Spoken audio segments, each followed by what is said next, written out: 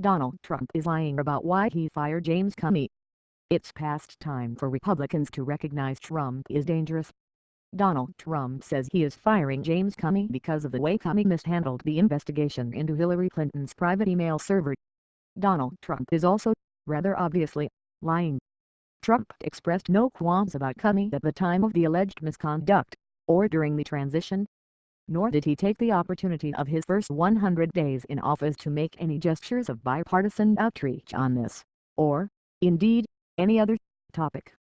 Indeed, back in January Trump went out of his way to specifically ask Comey to stay on for 6 more years and Comey agreed. The bad faith involved in this move is both palpable and obvious.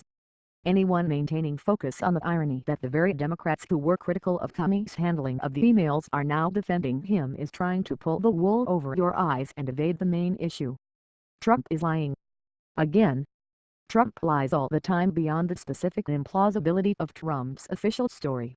There is the more general fact that Trump is a notorious liar. For years he called New York tabloids using a fake name. He pretended that climate change was a Chinese hoax, and then, during a debate, he pretended that he'd never pretended that. He lied about his wealth, and he obtained that wealth in part by lying to students at his fake university. He promised to get behind a healthcare bill that covered everyone, lowered deductibles, and avoided cuts to Medicaid.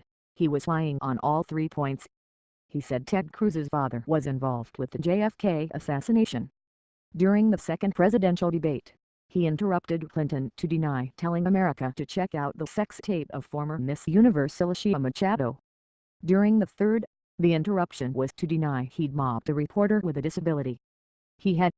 The first 2 were on Twitter. The third had been circulated widely as a video clip. It was stupidly easy to track down the proof. He lies. All the time. This is known and widely reported, and yet the knowledge that it's true rarely seems to suffuse the reporting. I have friends who are notorious for being late all the time. When I make plans with them, I simply assume they will be late. America has a president who lies all the time. If we had a different kind of president, it would make sense to give him the benefit of the doubt on something like this. But we have President Donald Trump. If he says something that seems implausible, that's because he's lying. Trump is covering something up. The easy presumption is that the real reason for firing Comey is something to do with the ongoing Russia investigation. We don't, however, really know that. Over the years Trump seems to have been mixed up with the mafia, and his casinos have paid civil fines for evading money laundering rules. He's been involved in empty box tax scams, and his shenanigans with the Trump Foundation may have constituted criminal tax evasion. Trump has been in the news a lot over the decades and involved in a lot of sketchy situations, but as Edward Erickson, Jr. details, he's never faced a serious criminal investigation despite repeatedly bumping up against them. An FBI inquiry that started with a hard look at Trump associates' possible ties to the Russian government could easily have turned up some totally unrelated criminal misconduct. By the same token, it's entirely possible that whatever it is Trump is covering up by refusing to release his tax returns has nothing to do with Russian bribes or blackmail. But what we know from the tax return saga is that Trump is absolutely covering something up. Something big and important.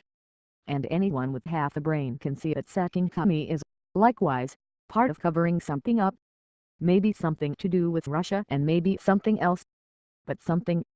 The Republican Party is playing a dangerous game. Democrats are out with statements calling for special prosecutors or for Comey to testify before Congress. Everyone is demanding that the next FBI director be someone who's impartial and independent. That's all well and good and it's all important, but it's also all irrelevant beside the basic attitude of the Republican Party. When Marine Le Pen entered the second round of the French presidential election as a Russia-backed far-right xenophobic candidate, she met the wall of opposition from establishment center-right political figures who all endorsed her center-left opponent. Republicans, by contrast, spent the 2016 campaign being supportive of Trump and have spent the post-election era being sycophantic towards him.